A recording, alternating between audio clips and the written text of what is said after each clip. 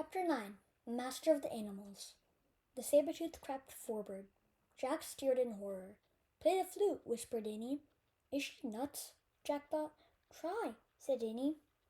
Jack held the mammoth bone flute to his lips. He blew. The flute made a strange sound. The tiger froze. He glared at Jack. Jack's hands shook.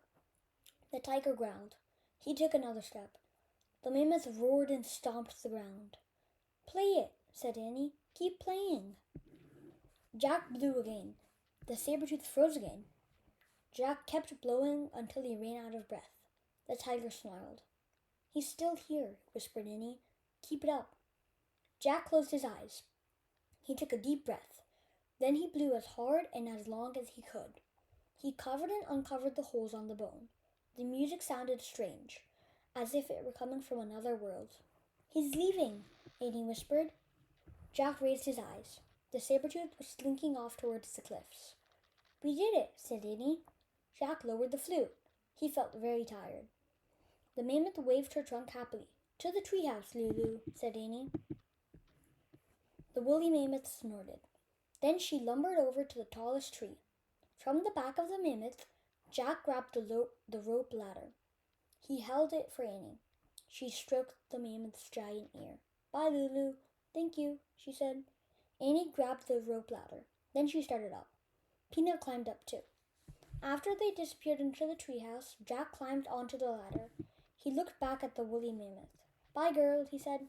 "Go home now, and watch out for the saber-tooth." The mammoth walked away into the sunset. When Jack couldn't see her anymore, he started up the rope ladder.